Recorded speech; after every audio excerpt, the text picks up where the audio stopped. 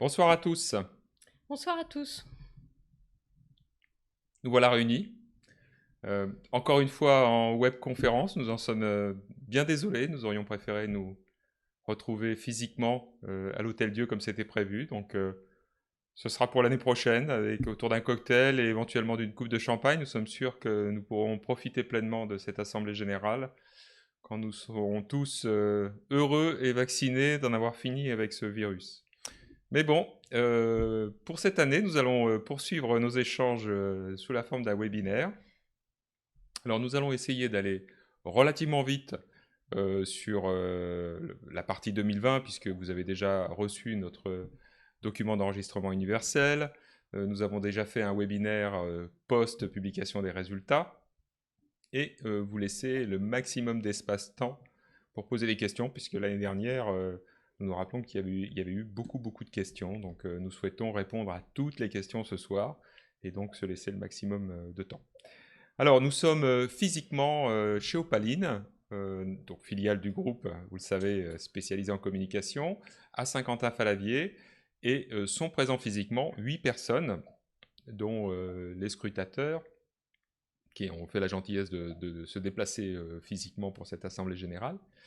Donc sont présents Patricia Mavigné, bien évidemment, que vous connaissez, Jean-François Bonnefond, qui prendra la parole tout à l'heure, Lionel Monroe, qui prendra également la parole tout à l'heure, Olivier de la Clergerie, notre administrateur indépendant, qui nous a fait la gentillesse de venir nous rejoindre physiquement, Arlette Berliocchi, la patronne d'Opaline, Adrien et Thomas, qui sont à la technique, Neil, qui est notre interprète favori pour nos auditeurs anglo-saxons, et Thomas qui n'est pas loin non plus, Thomas notre DSI qui veille sur nous informatiquement de manière à ce que tout se passe bien en termes de transmission. Et Nicolas est là aussi. Ah, j'ai oublié Nicolas. Qu'est-ce que j'ai dit Thomas. Je me suis trompé. C'est donc Adrien et Nicolas à la technique. Mille excuses Nicolas. Alors, Patricia, est-ce que nous pouvons tenir cet AG? Oui, Guillaume, ce soir, nous pouvons la tenir à huis clos, comme le décret nous permet, comme la loi nous permet.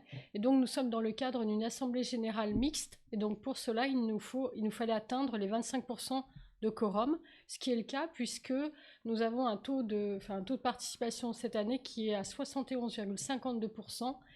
Et nous pouvons le dire, c'est le taux le plus élevé depuis l'histoire du groupe, très certainement. Le nombre de votants également est très élevé puisque nous avons 1078 actionnaires qui ont voté et nous avons sur un total de plus de 7000 actionnaires. Les pouvoirs au président cette année ont totalisé 20,68% des droits de vote. Et la constitution du bureau ce soir, donc nous avons comme notre président donc Guillaume Robin, président du conseil d'administration et directeur général de Thermador Group. Les scrutateurs sont Jean-François Bonnefond, donc DG délégué de Thermador Group à l'ouverture de cette session, et PDG et président de Jetly, de notre filiale Jetly. Olivier Videmont de la Clergerie, qui est donc administrateur de Thermador Group, administrateur indépendant. Et donc je serai la secrétaire ce soir de cette assemblée générale. Elle peut donc se dérouler normalement. Et donc je passe la parole au président de cette assemblée. Bien, bah, nous déclarons officiellement ouverte cette assemblée générale. Alors, vous êtes maintenant 117 sur ce webinaire. Vous avez un espace chat où vous pouvez vous dire bonjour, raconter vos histoires et dire ce que vous pensez réellement du groupe Thermador. Et un espace questions. Alors, comme son nom l'indique, cet espace est réservé à vos questions. Alors, je vois que ça clignote déjà en rouge. Nous sommes en direct sur cet espace questions et nous prendrons la peine de répondre à vos questions à l'issue de cette réunion. Nous allons démarrer par nos salariés et comme tous les ans, une pensée particulière pour deux de nos salariés qui sont malades. Ce sont des maladies longue durée. Il s'agit d'Alexis et Frédéric, donc nous leur transmettons à tous les deux, en espérant qu'ils soient avec nous ce soir, nos meilleures pensées et nos meilleurs voeux de rétablissement, en espérant qu'ils nous rejoignent le plus rapidement possible. Alors vous le voyez, le nombre de salariés dans le groupe Thermador a encore augmenté l'année dernière du fait de l'arrivée de nouvelles sociétés. Distrilabo et Thermacom sont arrivés en 2020. mais également des recrutements positifs, hein, donc beaucoup plus de recrutements que de départs, parce que nos dirigeants de filiales ont confiance en l'avenir et ont beaucoup de projets à développer avec du personnel. Donc des recrutements, et tout particulièrement en France, puisque nous avons recruté 24 personnes sur le territoire français. Un grand merci à nos salariés. Je l'ai déjà fait, mais il faut le refaire à nouveau pour leur courage, leur implication, leur professionnalisme pendant cette période qui, vous le savez, a été compliquée, extrêmement tumultueuse, comme nous allons le voir sur le prochain graphe, puisque sur le prochain graphe, vous voyez le chiffre d'affaires consolidé mois par mois en 2020. Et j'ai trouvé que c'était la meilleure façon de vous montrer à quel point ça a été difficile pour nos salariés, parce que vous pouvez imaginer que quand vous devez gérer à la fois une baisse de chiffre d'affaires au mois d'avril de l'ordre de 40% et une augmentation 2 mois après de plus de 20%, vous imaginez sans doute les difficultés qu'ont pu rencontrer nos salariés, à la fois au niveau logistique, au niveau service client. Ça a été extrêmement difficile. Et encore, dans certaines filiales, beaucoup plus violent. Et nous le voyons sur ce deuxième graphe, puisque dans les filiales du grand public, les écarts ont été de moins 60, plus 60. Donc je vous laisse là aussi imaginer les difficultés rencontrées par nos salariés pour arriver à satisfaire nos clients dans de telles circonstances. Encore une fois, merci à eux. Pour autant, nous avons réussi à atteindre un chiffre d'affaires supérieur à l'année précédente. Et Dieu sait si, au mois de mars, nous n'étions pas convaincus que cette performance soit possible. Si, nous y sommes parvenus, et notamment grâce à notre activité grand public, qui, elle, a cru de plus de 12%. Donc, une très très bonne performance de cette activité grand public, une bonne résilience du groupe dans sa globalité.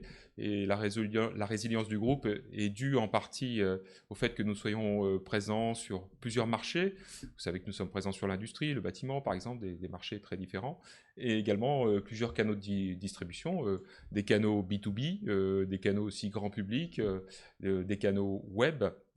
Voilà, donc cette diversité de marchés, de canaux, fait du groupe un groupe résilient. En plus, je l'ai dit tout à l'heure, de la qualité de nos équipes.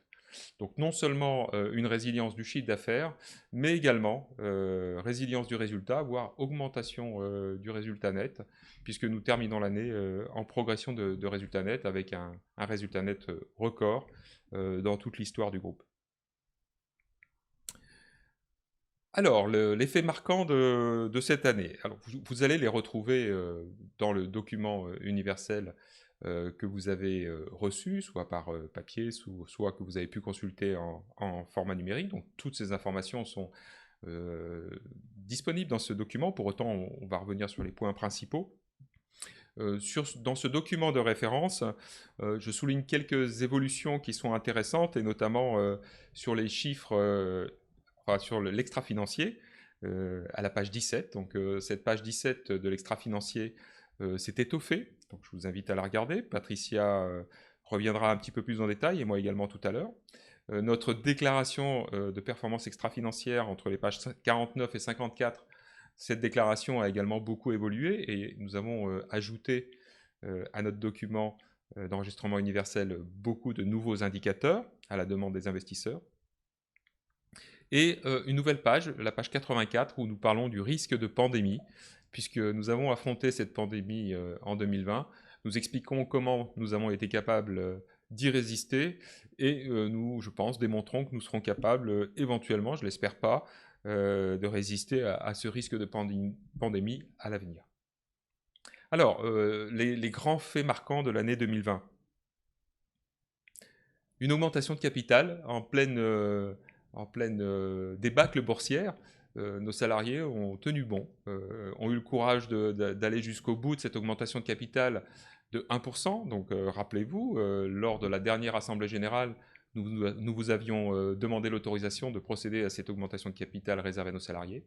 Ils l'ont fait en plein tumulte boursier, et complètement, c'est-à-dire qu'elle a été complètement attribuée. Nos salariés ont amené de leur argent personnel plus de 2 millions d'euros. Alors dans d'excellentes conditions, hein, puisqu'ils ont pu bénéficier d'une décote de 40% comme l'autorise la loi Pacte. Mais tout de même, il fallait du courage pour le faire. Donc c'est un événement dans le groupe Thermador, et tout particulièrement en 2020. J'en reparlerai tout à l'heure, puisque ça a permis d'augmenter la part des salariés dans le capital du groupe, ce qui était l'objectif également. Nous avons fait l'acquisition de Thermacome, là aussi en pleine bourrasque, malgré cet événement, post-négociation sur cette acquisition Thermacome, nous l'avons tout de même faite, et je peux vous dire qu'aujourd'hui, nous nous en félicitons. J'espère que nous aurons des questions sur ce projet PBTube Thermacome, qui est un projet absolument passionnant. Je l'ai dit tout à l'heure, forte croissance des activités grand public, hein, puis en moyenne 12%, donc ça aussi c'est un fait marquant, et croissance exceptionnelle de notre filiale Aelo, filiale qui livre les professionnels de la piscine, puisque cette filiale, qui n'est plus une start-up, hein, puisqu'elle a terminé l'année 2020 à plus de 12 millions d'euros, a fait une croissance de 40%, portée par un marché extrêmement dynamique, mais également par son service et sa pugnacité dans l'adversité, je dirais. Donc les clients et des nouveaux clients ont pu compter sur le dévouement des équipes Aelo pour trouver du matériel. Nous avons été également portés par les subsides de l'État, il faut quand même le dire. Pour la rénovation énergétique, beaucoup d'argent actuellement est disponible pour les utilisateurs finaux, les particuliers, mais également les ensembles immobiliers, sous forme de différentes choses, MaPrimeRénov', les C2E, et notre filiale Thermador, qui est un accessoiriste notable, et notamment pour les énergies renouvelables, bénéficie pleinement de cette tendance à la rénovation énergétique en France, et donc a montré une très très bonne résistance et a progressé en chiffre d'affaires l'année dernière, ce qui n'était absolument pas gagné d'avance. Nous verrons à la fin du premier trimestre comment se comporte Thermador. En tout cas, un fait extrêmement positif. En revanche, côté des logements neufs, de la construction de logements neufs et du dépôt de permis de construire, là, l'activité ou les perspectives se dégradent, se sont dégradées tout au long, à partir du moment où la crise s'est déclenchée, tout au long de l'année 2020. Ce qui va sans doute pour PBTube et Thermacome être un élément négatif dans les mois qui viennent. Nous espérons toucher le fond, comme on dit, en 2021 sur ce cycle des logements neufs. En tout cas, là, c'est un événement négatif et qui le reste pour le moment. Nos clients, nos grands clients grossistes sanitaires chauffage ont terminé l'année avec une baisse de 2,8%, ce qui est extrêmement modéré par rapport à l'ampleur de la crise, alors que nos grands clients, grand public, ont terminé l'année en hausse de plus de 6%, ce qui est tout à fait exceptionnel. Les Français s'intéressent à leur habitat, les Français s'intéressent à leur jardin, et donc les produits grand public se vendent énormément, les pompes d'arrosage se vendent énormément, les accessoires de piscine se vendent énormément. À l'international, un ralentissement. Lionel en parlera peut-être un petit peu plus en détail tout à l'heure. Ralentissement qui est dû à l'impossibilité que nous avons eue pendant tous ces mois de visiter nos clients correctement. Loin des yeux, loin du cœur, dans ce métier-là, dans ce travail que nous faisons à l'export, nous avons la nécessité de voir physiquement nos clients pour les convaincre de nous acheter des produits, d'être de nouveaux clients, de rester clients chez nous. Et c'est ce qui explique la baisse de la part de l'international dans le groupe Thermador, puisque l'international ne représente plus que 18%, alors que l'année dernière, on était plutôt à 19%. Mais je pense que dès que cette crise sera passée, c'est-à-dire dans quelques mois, nous pourrons reprendre notre bâton de pèlerin pour la conquête et repartir de l'avant sur l'international. Quelques mots sur la gouvernance. Donc, 3 indicateurs simples. L'indicateur qui est le taux de présence de nos administrateurs au conseil d'administration. Donc, vous le voyez sur cette diapositive, nos administrateurs sont extrêmement assidus. Et Dieu sait si nous les avons sollicités l'année dernière. Ensuite, le taux de participation à l'Assemblée générale, dont nous sommes très fiers, et nous serons très fiers l'année prochaine d'exposer le 71,5%, qui sera une belle progression. Et donc, c'est le reflet d'une démocratie qui fonctionne bien. Et enfin, la présence de nos salariés, qu'ils soient actifs ou retraités, à notre capital, qui, nous le pensons, est un gage de bonne gouvernance, en tout cas de bons dialogues entre les parties prenantes. Il est clair qu'un salarié actionnaire a une vision un petit peu différente de l'entreprise que l'actionnaire, que le salarié qui ne s'est jamais intéressé au capital. Dans notre gouvernance, une évolution assez notoire cette année. Alors, ce n'est pas le cas du comité d'audit, hein, qui est présidé par Karine Godin. Ce comité d'audit existe depuis plusieurs années et est là pour rentrer dans le détail des comptes avec nos commissaires aux comptes et produire au conseil d'administration une version plus résumée des comptes. Nous avons souhaité avoir également un comité des rémunérations, puisque c'est un sujet qui devient de plus en plus technique, précis, et d'ailleurs nous le verrons au moment des résolutions, il va falloir que nous évoluions au niveau de la rémunération des dirigeants, en tout cas sur la façon que l'on a de l'attribuer et de l'exprimer.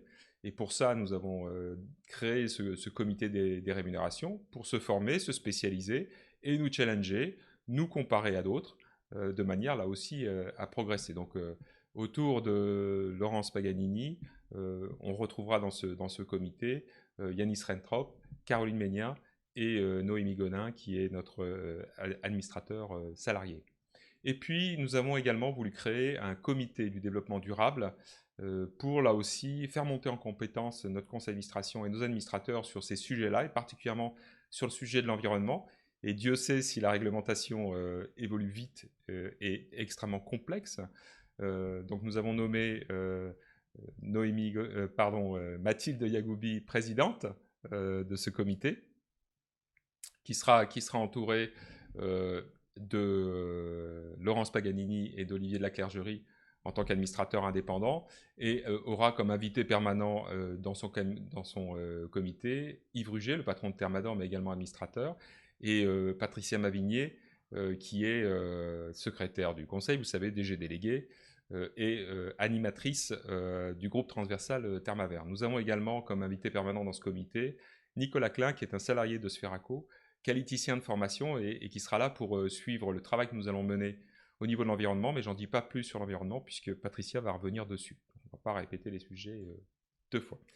Donc voilà pour la gouvernance et l'extra-financier. C'est Patricia qui va poursuivre sur l'extra-financier. Patricia, nous t'écoutons sur les prochaines diapositives. Donc pour la suite, nous allons, comme je soulignais au démarrage de cette présentation, de cette assemblée générale, l'important sur cette année 2020 était la stabilité de nos équipes, l'implication. Et c'est vrai qu'on a pu en fait mettre à l'épreuve cette implication et cette motivation. Donc nous soulignons à nouveau notre ancienneté qui est importante au sein du groupe, qui prouve en fait la stabilité de nos équipes avec une ancienneté moyenne à plus de 9 ans. On n'est pas très loin des 10 ans. Voilà, donc ça c'est quelque chose d'important pour nous. Nous recrutons, nous continuons de recruter et nous parvenons en fait à garder des compétences et garder nos collaborateurs. Ensuite, dans l'autre indicateur qui est important pour nous, c'est la formation. La formation a toujours été importante et on est toujours allé au-delà des dépenses légales puisque nous avons nos collaborateurs qui demeurent dans nos équipes et il faut les accompagner, développer leurs compétences, les faire évoluer vers d'autres missions. Donc, d'où l'importance de la formation, qu'elle soit dispensée en interne ou en externe. Donc plus de 59% de nos salariés ont été formés sur 2020. Ensuite, l'absentéisme, puisque effectivement, nous avons donc beaucoup de salariés qui sont dans des entrepôts logistiques ou qui sont au niveau des bureaux. Et c'est un indicateur que nous suivons de très près, puisqu'il dénote en fait de la qualité de vie au travail et des conditions de travail dans nos filiales. Donc cet indicateur est resté relativement stable par rapport à l'année dernière et reste faible. Et le dernier indicateur, et je suis bien placée pour en parler, puisque c'est la place des femmes au sein de Thermador Group. Ça fait toujours parler, enfin Monsieur Vincent était toujours c'était toujours important pour lui d'avoir une diversité, d'avoir dans ses cadres dirigeants des femmes. Donc la place des femmes, elle est reflétée par notre index égalité professionnelle, donc l'index égalité homme-femme, qui cette année est en nette amélioration à 87 sur 100. Et je soulignerai également un autre indicateur, mais qui ne figure pas sur cette slide, c'est la place des femmes dans les comités de direction des filiales et au niveau du groupe. 34% en fait, des cadres dirigeants sont des femmes. Nous allons passer ensuite sur les chiffres clés extra-financiers liés à l'environnement. L'environnement également a fait partie de l'ADN du groupe. Nous avons toujours travaillé et mené des actions au sein de nos filiales pour le climat. Donc nous avons un certain nombre d'indicateurs que nous suivons, sur lesquels nous avons travaillé et sur lesquels nous avons des résultats. La part des énergies renouvelables dans le groupe est passée maintenant à plus de 65%, ce qui est en amélioration par rapport à l'année dernière et par rapport aux années antérieures. Donc la part des énergies renouvelables, c'est toutes les consommations électriques qui sont en fait qui sont consommées dans le cadre de contrats énergie verte. Ensuite, l'autre indicateur, c'est la part de l'éclairage LED dans nos bâtiments. Donc nous avons des bâtiments, des entrepôts logistiques avec des surfaces importantes. Et depuis 2009, nous avons commencé à mettre en place un éclairage LED dans nos entrepôts logistiques. Et maintenant, plus de 59% des mètres carrés utilisés par nos filiales est éclairé en éclairage LED, ce qui représente des consommations moindres par rapport à un éclairage classique. Ensuite, l'autre indicateur clé concerne la revalorisation des déchets. Donc nous sommes dans une entreprise de distribution, nous achetons et nous vendons, et en conséquence, dans la partie logistique, nous avons un certain nombre de déchets, d'emballage, de papier, de carton. Et donc nous avons donc une filière qui nous permet de revaloriser systématiquement nos déchets, donc ils sont soit réutilisés, soit revendus. Et maintenant, la revalorisation des déchets représente plus de 85%, ce qui est encore en amélioration par rapport au taux de l'année dernière. Donc notre engagement pour demain, donc ça c'est aussi un travail qui est en lien, qui sera aussi chapeauté par le comité du développement durable. Nous avons une partie importante de nos produits distribués qui ont un impact positif, c'est-à-dire qui représentent des consommations électriques moindres ou des consommations d'énergie fossile, qui offrent une alternative à des consommations d'énergie fossile. Donc nous avons à cœur de construire une stratégie dans les 2 ans à 5 ans avec des objectifs clairs. Mais pour cela, nous avons besoin de faire un inventaire et de catégoriser nos produits avec une notation donc de l'impact carbone. Et donc ça, nous avons ce projet-là.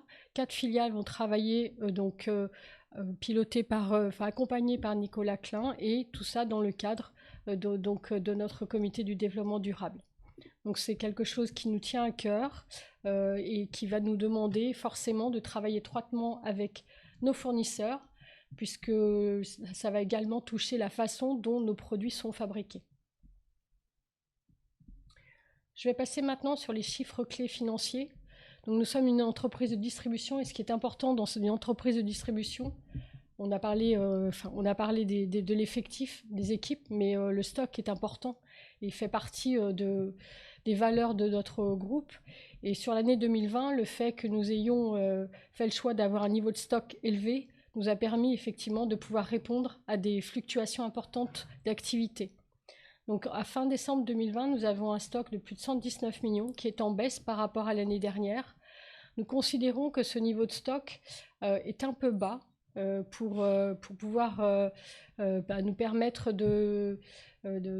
d'accompagner le développement de l'activité en 2021.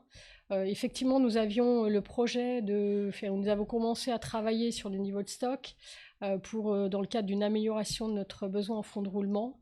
Mais les 119 millions sont quand même un niveau qui pour nous peut être bas, et nous avons recommencé en fait à acheter pour pouvoir en fait poursuivre l'activité sur 2021. L'autre élément important de notre bilan concerne les capitaux propres. Quand on dit que le Thermador Group a un bilan qui paraît solide, cela peut être illustré par le montant des capitaux propres à plus de 224 millions, qui est le reflet à la fois du capital social, mais aussi de l'accumulation des réserves au fil des années, puisque nous n'avons pas tout distribué. Nous distribuons des dividendes qui ne sont jamais en baisse. mais nous collectons en fait des réserves, et c'est le reflet via ces 224 millions. Et ça prouve en fait notre solidité financière. Ensuite, nous avons deux éléments importants. Ça concerne la trésorerie, les emprunts et dettes financières. Donc effectivement, quand la crise sanitaire, à la même époque, quand nous avions l'Assemblée générale, à peu près la même date d'ailleurs, en 2020, nous étions beaucoup questionnés sur notre trésorerie. Est-ce que nous allions avoir suffisamment de trésorerie pour pouvoir accompagner cette crise? Et effectivement, maintenant, nous pouvons répondre que nous avons bien géré notre trésorerie, avec un suivi très régulier et un travail de nos filiales, puisque nous finissons avec une trésorerie donc à plus de 39 millions. Et l'élément important, c'est qu'en trésorerie nette, c'est-à-dire la trésorerie moins nos emprunts et dettes financières, nous finissons, je vais y arriver, avec une trésorerie nette positive. Il faut également noter qu'en 2020, nous avons souscrit donc un emprunt de 7 millions pour le financement de l'acquisition de Thermacome. Voilà, donc ça faisait partie des éléments. Donc les emprunts et dettes financières vont continuer de baisser encore en 2021. Et nos ratios financiers, donc nous suivons deux ratios clés qui sont le ROCE ou le ROCE selon les terminologies employées, ou le rendement sur capitaux employés. Donc ça, c'est un premier indicateur. Le deuxième indicateur concerne le résultat opérationnel sur le chiffre d'affaires. Donc sur le ROCE, nous notons une amélioration de cet indicateur puisqu'il est à 20,6% comparé à 20,2% en 2019. Et l'amélioration de ce ROCE est due à trois événements. Le premier, c'est l'amélioration de nos résultats, notre rentabilité. Le deuxième, c'est l'augmentation de notre trésorerie, donc je disais à plus de 39 millions.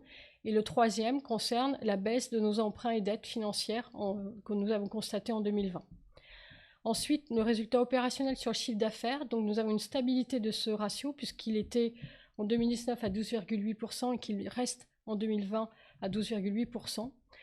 Et cette stabilité, nous considérons que c'est une bonne performance, puisque comme le soulignait à un moment donné Guillaume au niveau du chiffre d'affaires, nous avons une part plus importante dans notre chiffre d'affaires 2020 de l'activité grand public, et cette activité grand public a une rentabilité un peu moins forte que les activités qui sont dans le négoce professionnel, ce qui nous fait dire que notre résultat opérationnel sur chiffre d'affaires à 12,8% en stabilité est une bonne performance. Je passe la parole maintenant à Guillaume sur la répartition du capital. Alors, sur le capital, quelques évolutions en 2020. Alors, vous savez que tous les ans, nous faisons à la fin de l'année une enquête complète sur tous les actionnaires du groupe à partir d'une action détenue. Donc, nous connaissons notre capital d'une manière très détaillée. Le résultat de cette enquête montre que la part des actionnaires individuels augmente, puisque nous atteignons une part de 40%, ce qui est très important. Je vais y revenir tout à l'heure. La part des investisseurs institutionnels diminue légèrement, à 46%. Ce que nous avons noté chez les investisseurs institutionnels, c'est que cette part diminue légèrement, mais le nombre d'investisseurs diminue de manière plus importante. En fait, ça signifie simplement que des investisseurs qui étaient déjà présents à notre capital en début d'année se sont renforcés à l'occasion de cette crise sanitaire et nous ont fait confiance en pensant, je crois, que le groupe était capable de surmonter cette épreuve. Et je pense qu'aujourd'hui, ils en sont vraiment convaincus. Voilà, donc ça c'est pour les investisseurs institutionnels, sachant que la part des étrangers est au-delà des 23%, ce qui est très significatif avec notre actionnaire numéro 1, qui est à plus de 9%, notre actionnaire allemand. Un représentant de cet actionnaire prendra la parole tout à l'heure. Les actionnaires individuels, 40%. À l'intérieur de ces 40%, vous avez des salariés retraités qui représentent 4,3% du capital, et vous avez un ex-fondateur, enfin toujours fondateur du groupe, qui a quitté le conseil d'administration. Nous parlons du fondateur du groupe, Guy Vincent, qui rejoint les actionnaires individuels à la fin de l'année 2020, donc à plus de 5% du capital, ce qui explique cette croissance de la part des actionnaires individuels dans le groupe Thermador, et la décroissance de la part détenue par les dirigeants opérationnels, les salariés, les administrateurs, à 14%. Voilà, alors le point important est très symbolique, mais qui est vraiment pour nous quelque chose que nous souhaitons suivre dans le temps, c'est les salariés actifs, plus le FCPE, plus les salariés retraités, qui représentent aujourd'hui 9%, en croissance par rapport à l'année dernière, avec l'objectif affiché un jour d'atteindre les 10%, et nous espérons que nous atteindrons ce cap symbolique dans les années qui viennent. Au niveau des volumes, ça a été une année extrêmement forte. Alors quand je parle de liquidité ou de volume, c'est le nombre de titres échangés quotidiennement ou sur une année sur le titre Thermador. Et vous voyez que entre 2018, 2019 et 2020, une très très forte hausse de ces volumes. Et on fait un petit calcul pour que vous vous rendiez compte. En moyenne, se sont échangés quotidiennement plus de 8000 titres Thermador, avec des journées extrêmement fortes et également des périodes, et notamment les périodes les plus chahutées en bourse, des périodes où il y a eu des échanges de blocs très importants. En tout cas, c'est une bonne nouvelle pour le groupe Thermador, puisque ça fait partie des points importants pour les investisseurs, d'avoir une société qui ait la capacité de fournir des titres pour rentrer ou sortir du capital. Donc la liquidité s'améliore, et là aussi, un point positif pour le groupe. Alors, les perspectives pour nous ensoleillées, non pas parce que nous sommes à la veille de l'été, mais parce que nous pensons que la situation va s'améliorer. Nous avons de toute façon, en tant qu'entrepreneurs, un tempérament optimiste. Donc, la perspective à 10 ans n'a pas véritablement changé, puisque vous le savez, nous l'exprimons à la page, aux pages 10 et 11 du document d'enregistrement universel. Nous comptons sur 10 années à peu près doubler de taille, tout en conservant des grands équilibres financiers et la satisfaction de toutes les parties prenantes. Donc cet objectif reste identique, malgré cette année difficile.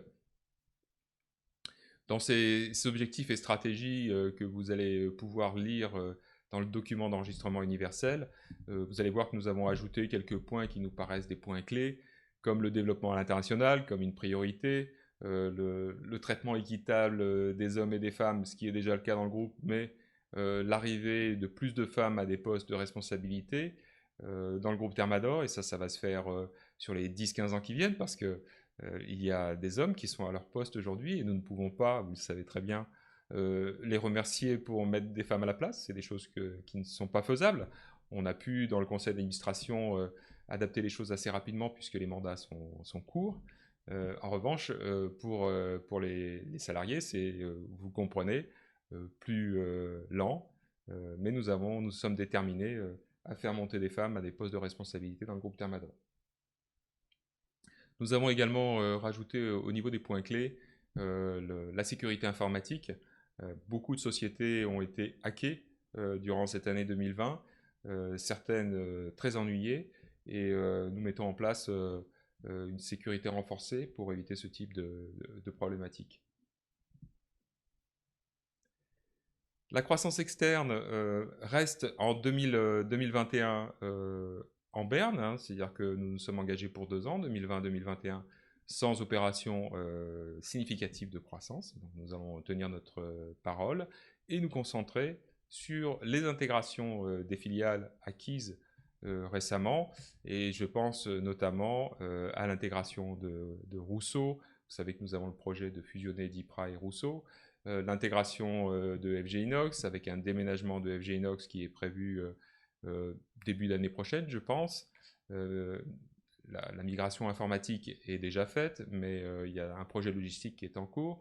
Le rapprochement de PBTube et de Thermacom, commercialement, stratégiquement, mais également informatiquement dans les années qui viennent. Tous ces projets sont consommateurs de ressources, et nous souhaitons les faire bien.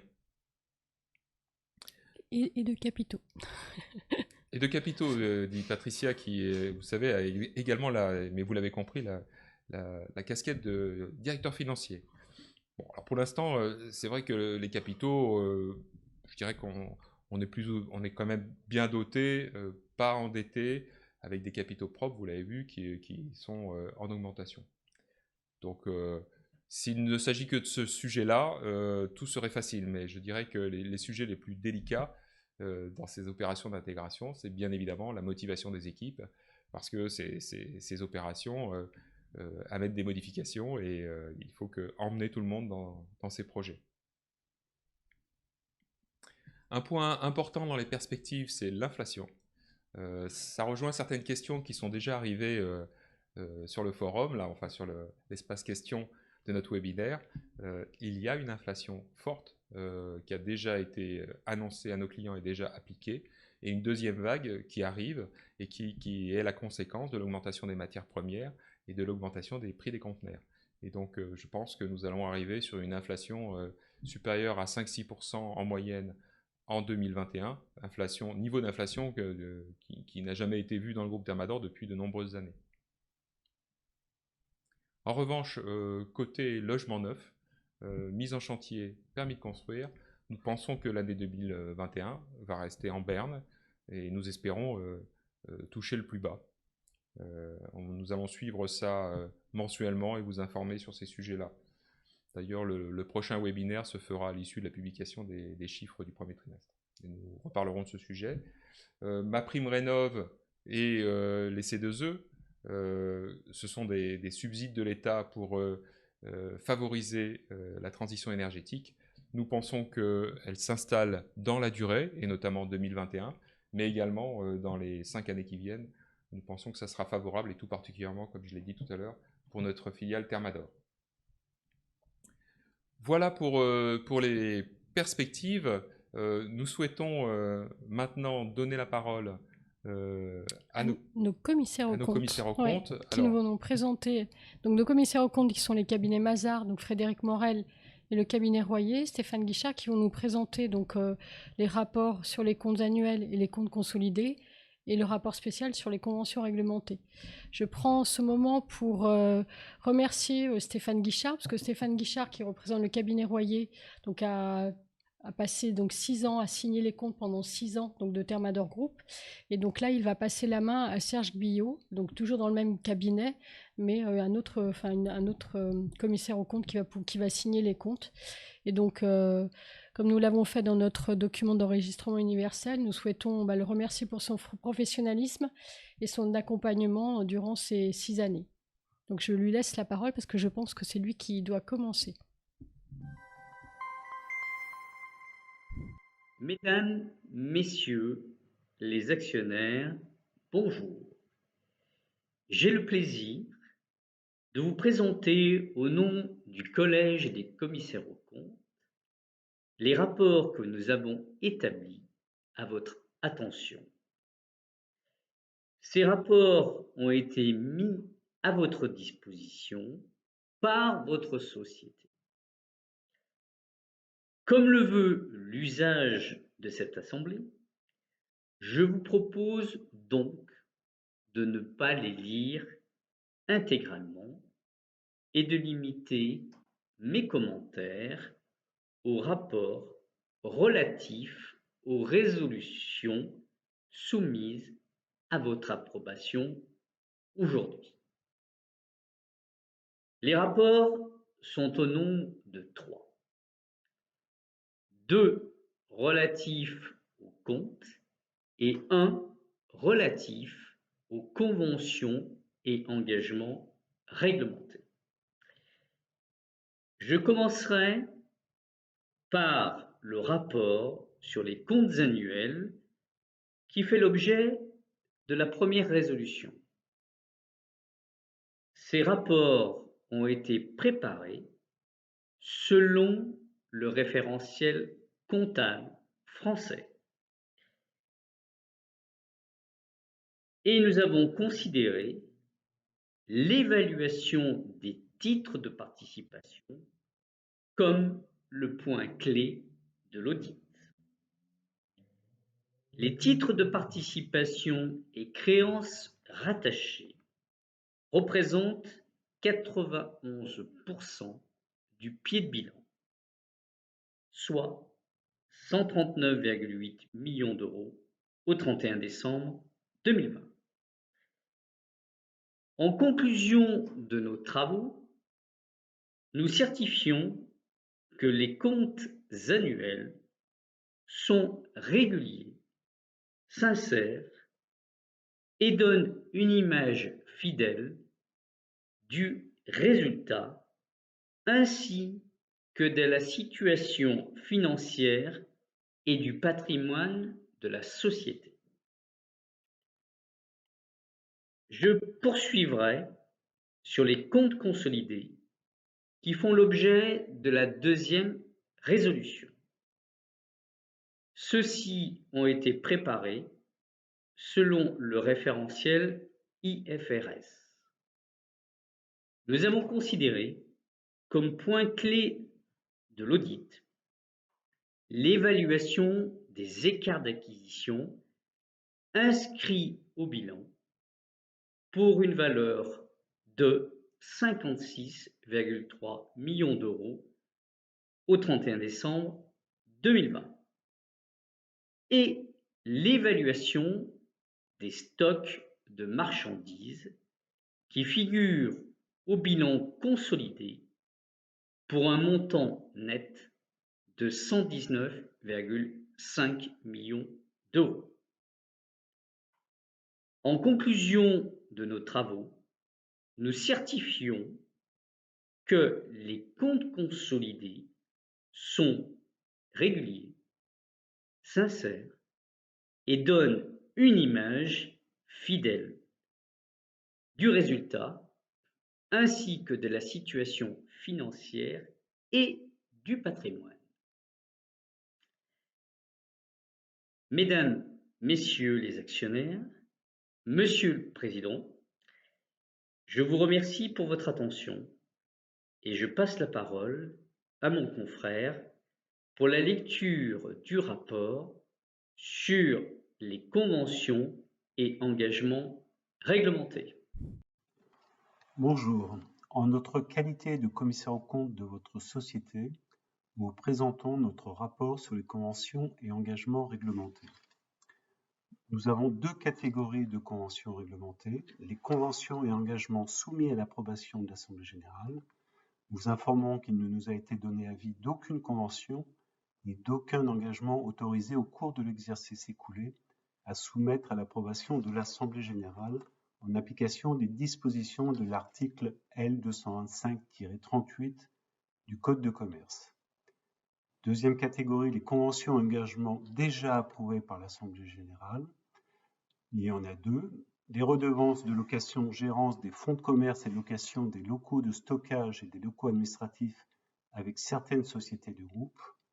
Au titre de l'exercice 2020, des redevances de loyer ont été facturées à Thermador pour 574 000 euros, Sferaco pour 1 179 000 euros, Jetli 918 000 euros, soit un total de 2 671 000 euros.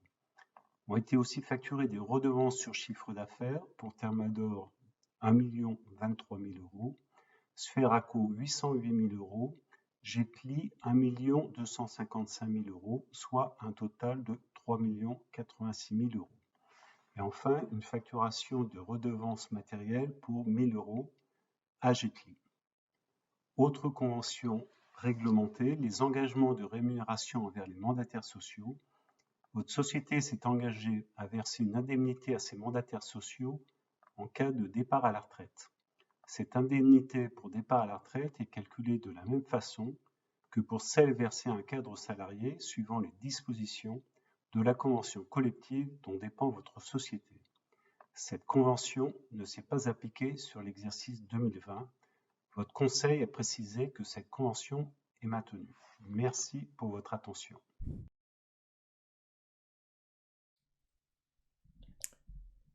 Merci à nos commissaires aux comptes pour leur intervention et surtout pour leur travail. Alors, ce sont des équipes d'hommes et de femmes qui travaillent, qui sont également relayées, aidées en interne par toutes les directions administratives et financières, tout ça sous la houlette de Patricia et d'Adeline à la holding. Donc merci pour tout ce travail qui est indispensable et bien fait. Nous allons maintenant donner la parole à Thorsten, qui est le représentant de notre premier actionnaire. Vous savez que notre premier actionnaire est allemand, que c'est un actionnaire extrêmement fidèle, mais il ne se contente pas d'être fidèle. C'est un actionnaire avec qui nous avons des échanges réguliers. Nous ne sommes pas toujours d'accord, et c'est d'ailleurs ce qui est intéressant, ce qui permet à chacun de progresser. Nous apprécions vraiment son regard sur notre activité, sa franchise, et nous pouvons dire que des conseils qui nous ont été prodigués ont été des bons conseils que nous avons pris. Donc merci à cet actionnaire pour sa présence, sa fidélité. Maintenant, nous allons écouter Thorsten Hans qui représente notre actionnaire allemand. Mesdames et Messieurs, je m'appelle Thorsten Hans et je représente aujourd'hui l'Investment Aktiengesellschaft für langfristige Investoren. Qui sommes-nous? Nous sommes un fonds allemand composé de 240 entrepreneurs familiaux avec un horizon d'investissement à très long terme. 2020, quelle année? Il y a tellement de choses à dire sur 2020 que je ne sais même pas par où commencer. Des défis personnels pour chacun d'entre nous, des défis médicaux, politiques et tant d'autres. L'économie, bien évidemment, a été et continue d'être un vrai défi également, tant au niveau national que pour chaque entreprise individuellement. Il y a un an, lors de la dernière Assemblée générale, j'étais très inquiet.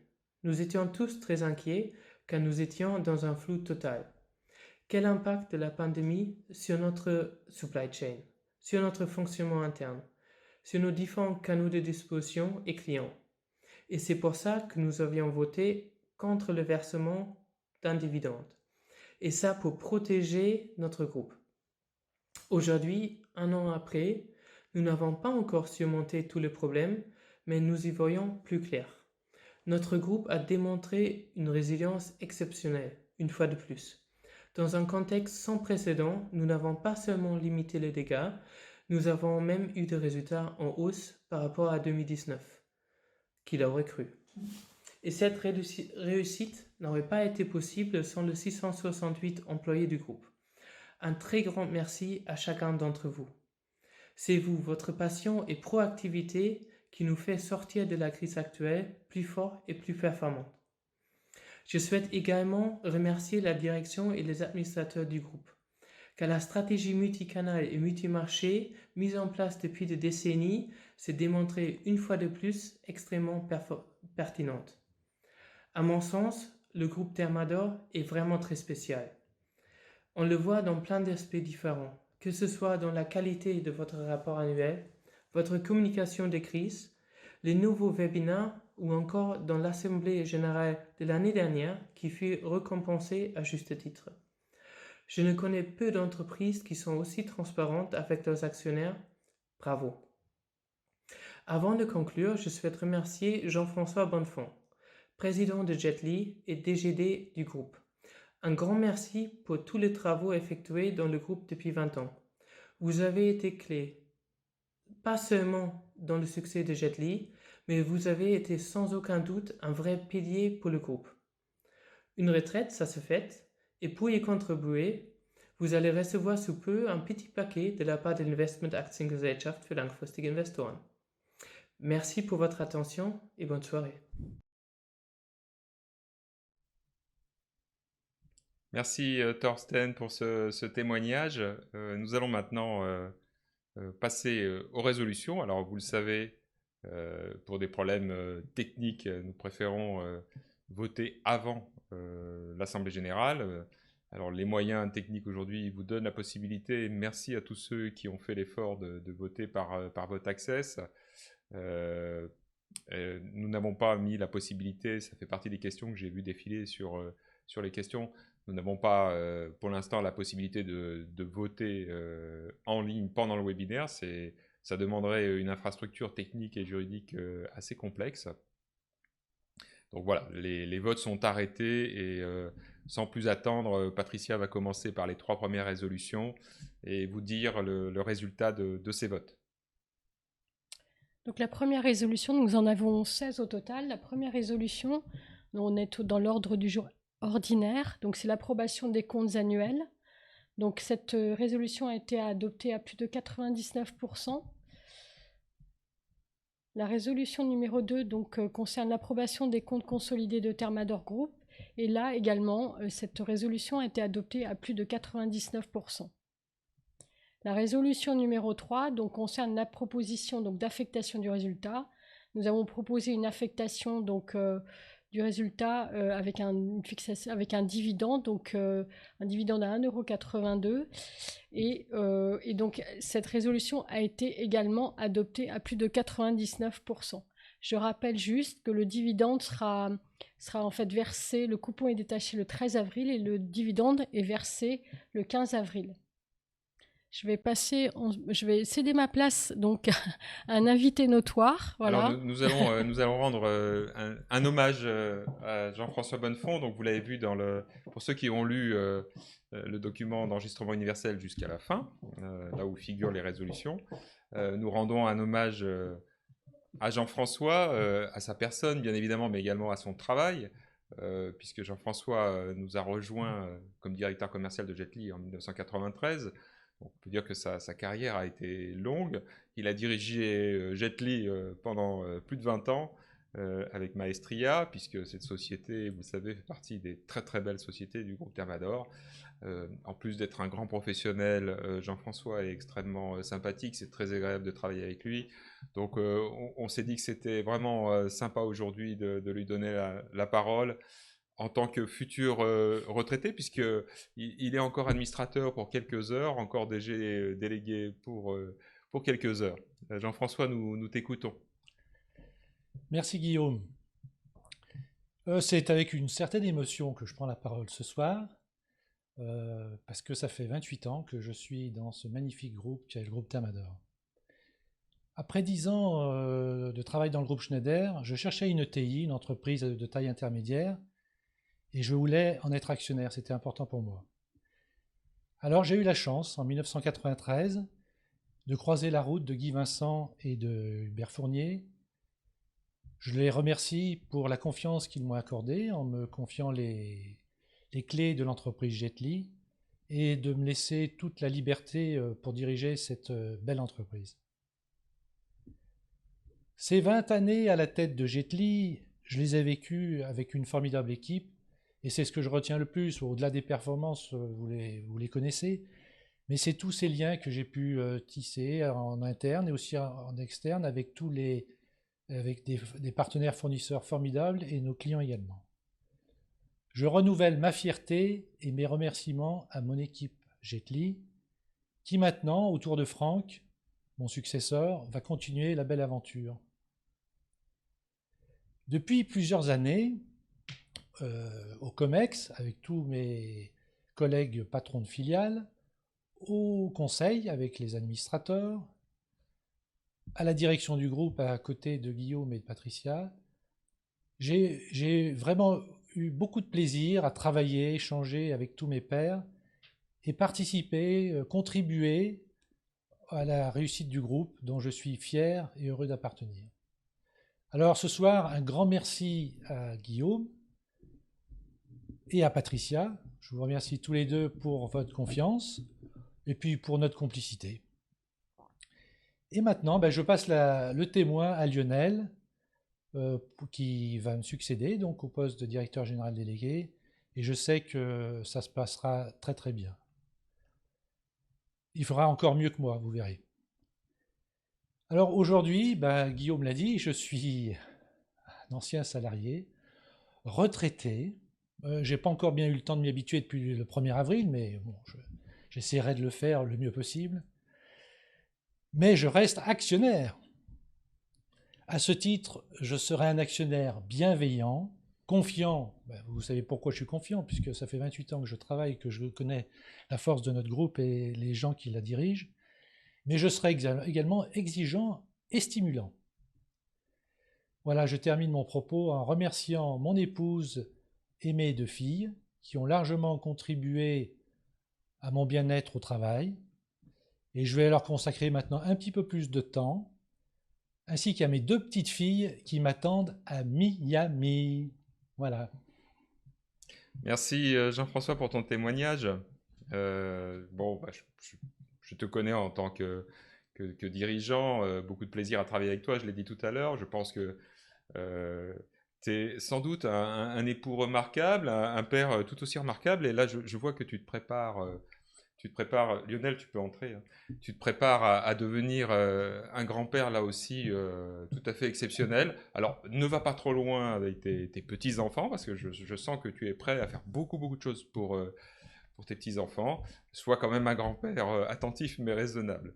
Avec le plaisir de toujours te voir, discuter avec toi. Et si tu peux devenir effectivement un actionnaire stimulant, c'est avec beaucoup de plaisir que nous répondrons à tes questions ou tes inquiétudes ou tes reproches, pourquoi pas. Alors, nous avons également souhaité donner la parole au successeur de Jean-François au poste de DG délégué.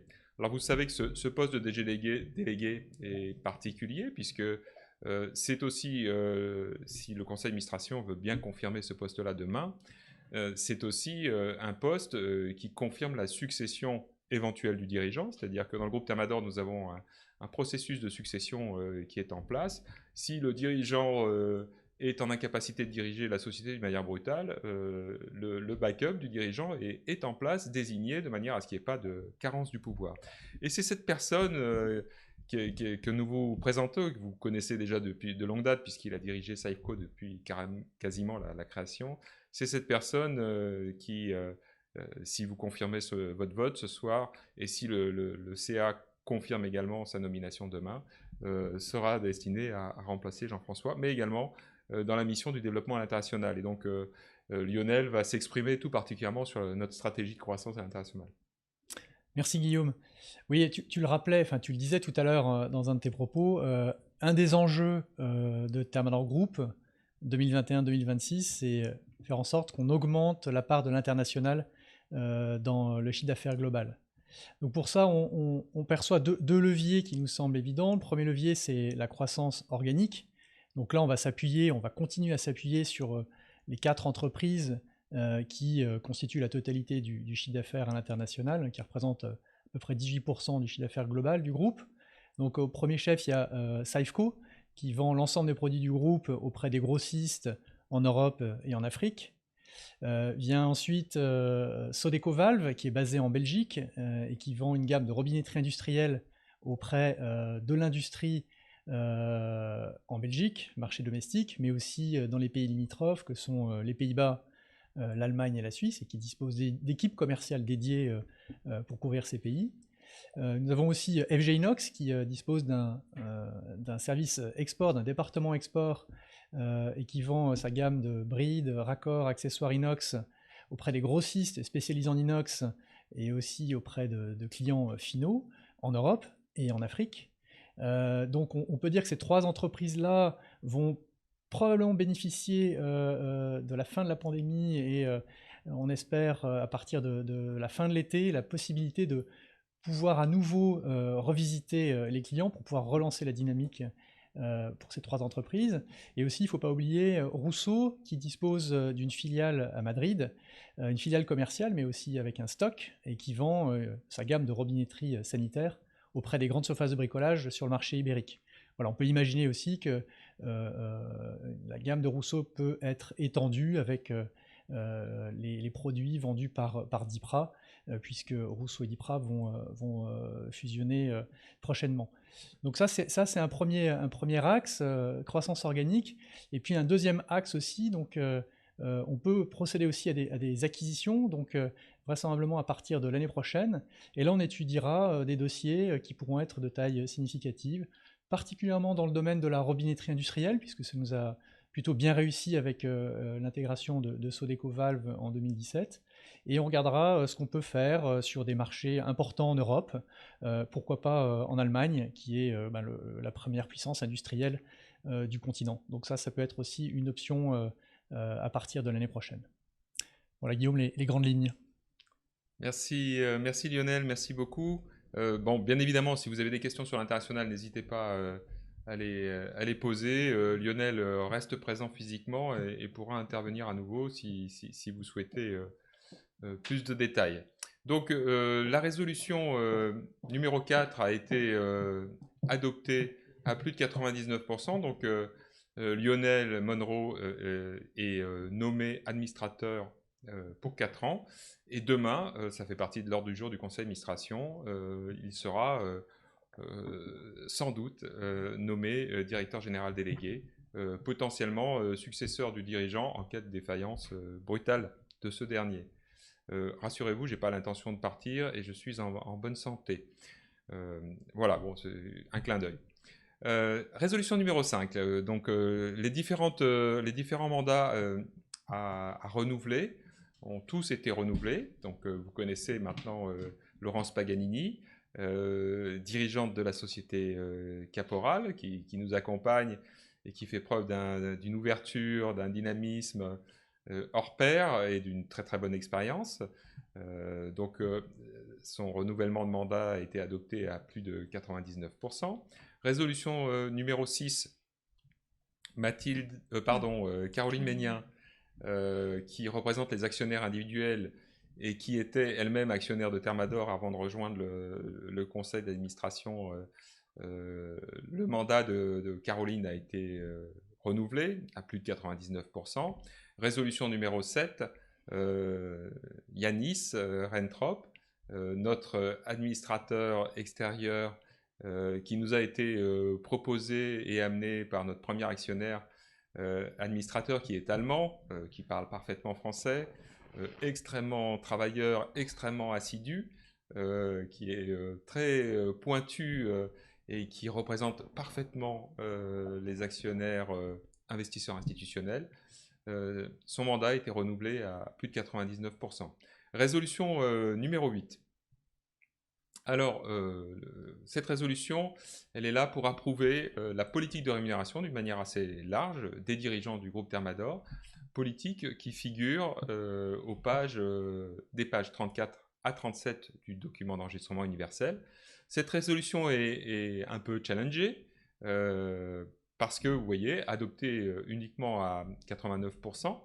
Alors, je souhaite me faire l'écho des actionnaires qui s'abstiennent ou votent contre cette résolution. Ces investisseurs institutionnels souhaitent beaucoup plus de détails sur la rémunération des dirigeants et la façon qu'on a d'attribuer ou de décider de cette rémunération. Nous allons faire évoluer nos documents, nos explications l'année prochaine de manière à les satisfaire parce que ce n'est pas une problématique de fond de notre point de vue, mais plus une problématique de forme. Résolution numéro 9, nous avons demandé une augmentation de l'enveloppe qui est destinée aux administrateurs extérieurs parce que nous avons l'intention de les faire travailler plus, et notamment au niveau des comités que j'ai évoqués tout à l'heure. Cette résolution est adoptée à plus de 99%. Résolution numéro 10, il s'agit de ma rémunération au titre de l'année 2020, fixe et variable. On demande aux actionnaires de valider, et notamment la partie variable de cette rémunération. Si vous votez contre, ça veut dire que les dirigeants du groupe ne touchent pas à leur partie variable.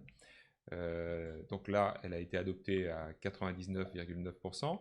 Je vous en remercie et je vous remercie de votre confiance. Résolution numéro 11, c'est exactement la même résolution, mais s'agissant de Patricia. Ça a été adopté exactement de la même manière, donc je vous en remercie pour elle, qui fait énormément de travail et qui s'investit énormément pour le groupe. Résolution numéro 12, l'approbation des conventions réglementées. Donc si vous avez des questions techniques sur cette résolution, je vous invite à les poser à Patricia pendant l'espace questions-réponses. Pour vous rassurer, il n'y a pas de changement notoire sur les conventions réglementées et nos conventions réglementées sont extrêmement simples dans le groupe Thermador. D'ailleurs, elles sont adoptées à 99,99%. Elles ont été aussi présentées dans le rapport spécial de Frédéric Morel. D'accord. Pour les experts et les spécialistes, dans le rapport spécial que vous retrouvez dans le document d'enregistrement universel, vous allez retrouver exactement de quoi il s'agit. Résolution numéro 13, nous souhaitons nous donner la possibilité d'intervenir sur le marché en achetant des titres à moins de 91 €. Donc nous avons mis la barre assez haute, mais je pense que nous avons eu raison et nous avons notamment besoin de cet accord de votre part de manière à mener notre opération, l'opération d'action gratuite que nous allons évoquer sur la résolution numéro 14. Cette résolution La 13 est adoptée à plus de 99%. La résolution numéro 14, l'idée de cette résolution, c'est remercier la fidélité, l'implication des salariés d'Aelo et d'Accélère qui ont démarré une entreprise à partir de zéro, ce qui est toujours une gageure, une difficulté. Et il est clair que pendant ces années, pour atteindre le point d'équilibre, comme on dit, du compte d'exploitation, la partie variable des rémunérations de ces salariés a été relativement modeste. Et donc, c'est une façon de les remercier de cette implication pendant toutes ces années-là. Voilà, donc c'est une opération modeste à l'échelle du groupe, puisqu'il s'agit de 3000 titres qui seraient, si vous l'acceptez, vous l'avez accepté, vous voyez la résolution qui est adoptée à 89%, qui seront attribués aux salariés et aux dirigeants de ces deux filiales. Alors, pourquoi certains actionnaires ont souhaité s'abstenir ou voter contre? Je pense qu'il y a deux raisons essentielles. La première, qui nous vient des investisseurs institutionnels qui souhaitent que nous soyons plus a priori sur ce type d'opération. Je m'entends, je m'explique. Les investisseurs institutionnels souhaitent que nous annoncions les objectifs à atteindre avant l'attribution de l'action gratuite et non pas après, ce qu'on peut comprendre. Donc on en tiendra compte pour d'éventuelles prochaines opérations. Et je pense que certains salariés du groupe Thermador ont voté contre cette proposition, estimant qu'eux aussi auraient pu, dans un passé récent ou lointain, bénéficier d'actions gratuites. Mais nous serons amenés à en discuter ouvertement avec eux pour connaître le fond exact de leurs pensées. Résolution numéro 15, celle-ci a également été fortement challengée par les investisseurs institutionnels puisqu'elle a été approuvée à 83%.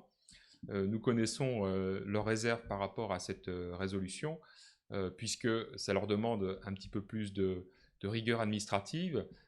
Cette résolution signifie que dès que le seuil de 2% est franchi à la hausse ou à la baisse, il faut obligatoirement faire une déclaration publique de manière à se faire connaître. Alors, vous comprenez bien que pour le groupe Thermador et pour ses dirigeants, ça permet de mieux connaître les investisseurs institutionnels et notamment les investisseurs étrangers qui sont dans certains cas mal connus parce qu'ils passent leurs ordres au travers d'instituts financiers qui ne représentent pas l'actionnaire. Donc pour nous, ce sera l'occasion de mieux connaître ces investisseurs au-delà de 2%.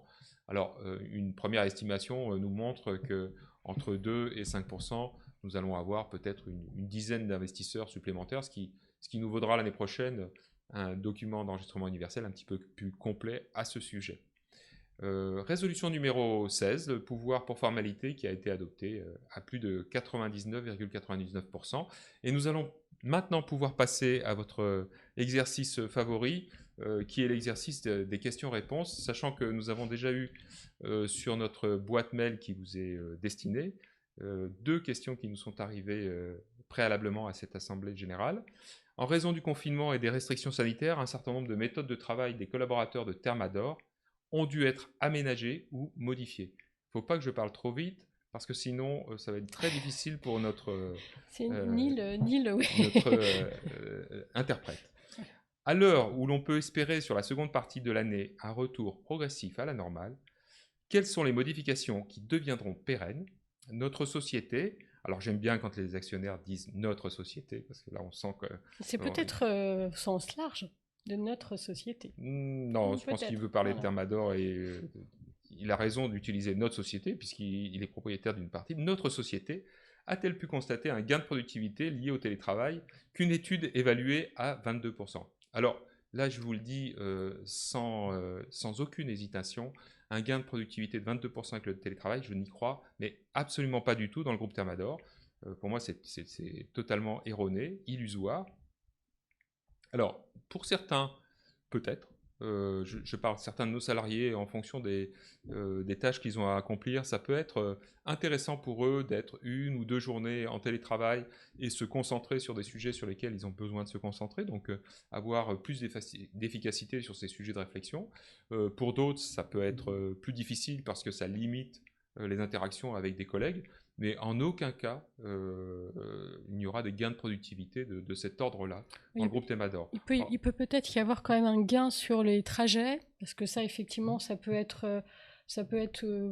contribuer à une meilleure efficacité, mais enfin, on l'a expérimenté, on continue d'expérimenter avec les nouvelles mesures. On n'a pas 100% de nos salariés qui demandent à être en télétravail, donc quelque part, l'efficacité, elle n'est pas toujours évidente parce qu'on travaille quand même beaucoup en équipe. Et quand le choix, par exemple, des open space, c'est pour qu'il y ait une fluidité de l'information, une communication entre tous les services. Le télétravail ne favorise pas forcément. Donc je pense qu'on fera quand même un retour d'expérience. Oui, alors la question qui dit est-ce que vous allez avoir des modifications qui vont être pérennes, je vous le confirme. C'est-à-dire qu'on va pérenniser le télétravail pour certains salariés, ceux qui le souhaitent, quand c'est possible, techniquement, parce qu'effectivement, comme l'a dit Patricia, ça a un impact direct sur un gain de temps pour nos salariés et non pas pour l'entreprise, puisque le gain de temps aller-retour au travail, nous ne leur demandons pas de prendre ce temps pour travailler, mais nous les invitons à utiliser ce temps comme ils le souhaitent à titre personnel. Mais vous savez qu'un salarié heureux est forcément un salarié plus motivé, plus stable, donc globalement nous nous y retrouvons. Donc je dirais que l'essentiel du changement va être autour de ce télétravail qui va sans doute rentrer dans les mœurs au fur et à mesure.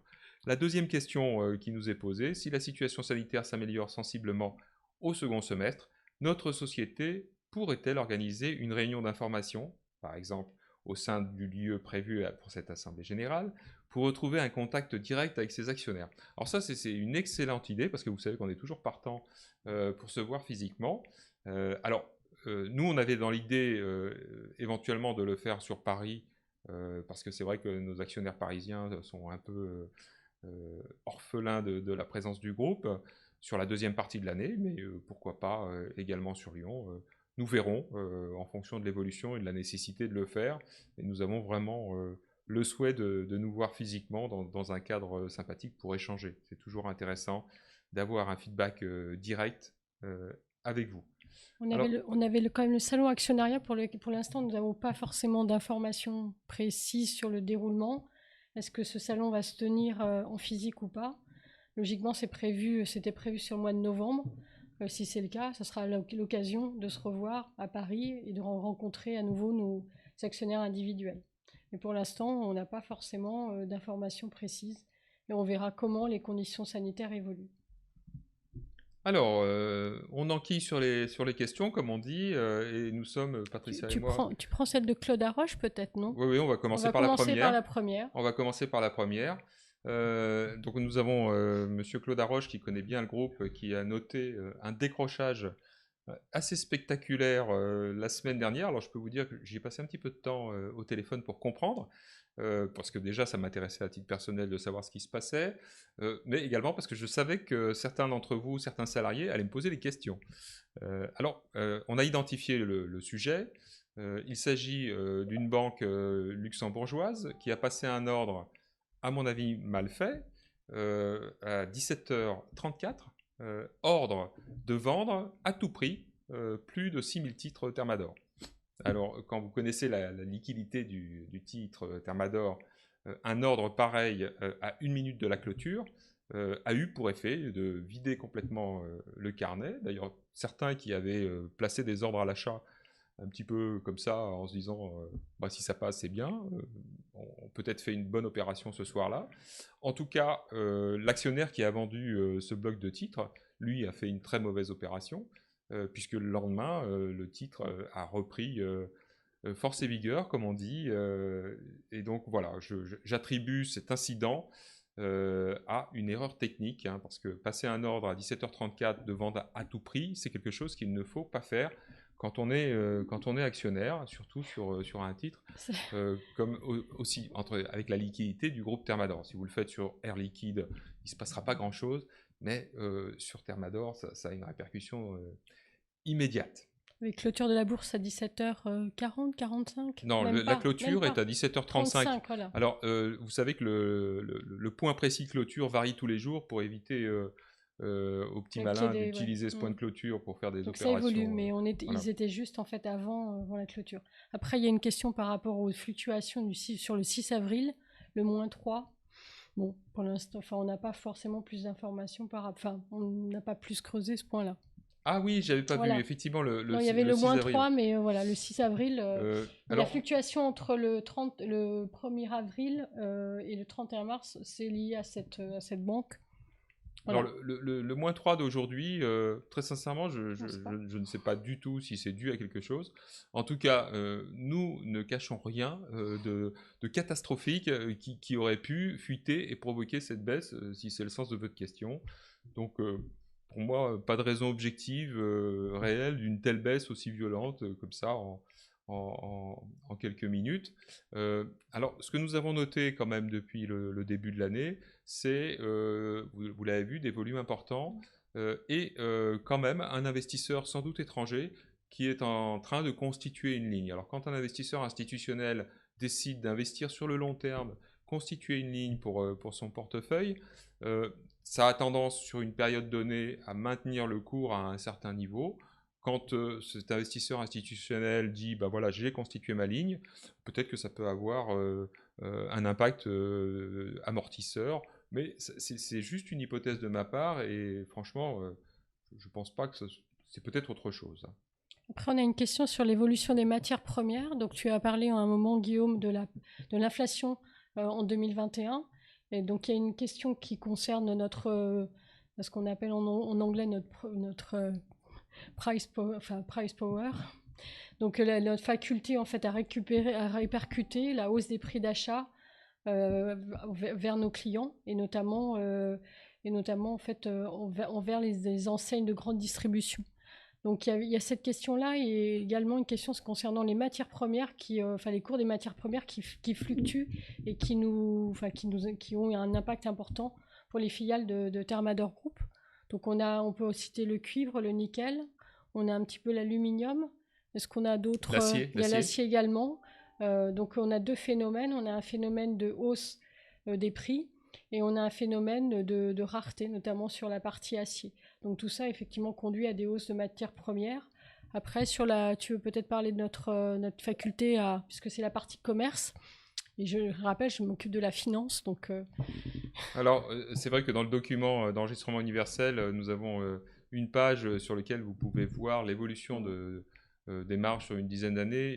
Et vous voyez sur ce tableau-là que nos équipes veillent à ce que leur marge d'exploitation, leur marge commerciale soit stable parce qu'elles sont directement intéressées aux résultats de leurs entreprises et des filiales. Donc ça explique notre bonne résilience sur la marge. Alors dans les questions qui nous sont posées, on nous demande si vis-à-vis de nos grands clients, grand public, ces hausses sont acceptées. Elles sont acceptées parce que nos grands clients, grand public, comme on peut les citer, Leroy Merlin, Castorama, Monsieur Bricolage, le groupe Les Mousquetaires par exemple, tous ces grands clients-là rencontrent les mêmes problématiques d'approvisionnement et savent pertinemment que ce que nous expliquons, ce que nous exposons comme raison objective des hausses sont des raisons tout à fait justifiées. Et de plus, ces grands clients ont absolument besoin de fournisseurs et de matériel parce que le marché continue à être dynamique. Donc oui, nous passons des hausses, oui, les clients nous écoutent et nous entendent. Voilà, Patricia a parlé des matières premières impactantes. Il y avait aussi dans la question notre maîtrise des devises. Alors, Patricia s'occupe de ce sujet au niveau de la holding en ce qui concerne l'euro-dollar. Oui, pour l'ensemble des filiales. On couvre en fait les achats de nos filiales opérationnelles en dollars. Et donc, nous avons une politique de couverture qui peut en fait aller de 3 mois jusqu'à 9 mois. Et donc, nous avons plus de 33% de nos achats qui sont payés en dollars. Nous avons commencé à payer en fait en monnaie chinoise, mais ça représente 2% pour l'instant, donc c'est pas très significatif. Mais sur cette partie-là, sur cette monnaie chinoise, nous ne faisons pas de couverture. Non pas que techniquement ce n'est pas possible, mais pour l'instant on considère que le flux n'est pas suffisamment significatif. Mais effectivement, nous avons des couvertures en dollars qui nous permet en fait de fixer un taux pour nos filiales opérationnelles et ça leur permet d'avoir de la visibilité sur leur prix d'achat et donc leur prix de vente mécaniquement. Au niveau du groupe Thermador, nous ne faisons pas de couverture sur les matières premières. En revanche, certains de nos fournisseurs ont un tel pouvoir d'achat sur la matière première qu'ils ont, eux, la possibilité de se couvrir. Et je pense notamment à notre premier fournisseur, que j'en profite pour saluer parce que je sais qu'ils sont présents sur ce webinaire. Notre premier fournisseur Calefi, qui a une politique de couverture sur le laiton notamment, ce qui effectivement leur permet d'encaisser ce genre le phénomène de variation de prix. Alors, sommes-nous vaccinés contre la récession et la crise? Alors, on a l'habitude de dire, après la crise, après la maladie, nous ressortons plus forts ou affaiblis, et malheureusement, dans certains cas, certaines entreprises n'en ressortent pas.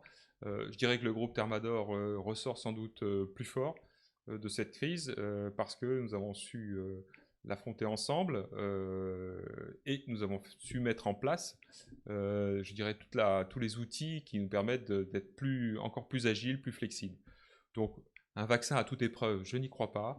En revanche, nous sommes prêts, comme je l'ai dit tout à l'heure quand j'ai parlé du risque de pandémie, à affronter ce genre d'événement que nous n'avions pour l'instant pas connu. Mais je rappelle toujours que le plus important, c'est d'avoir des équipes qui soient prêtes à faire face à quelque chose qui n'est pas prévu.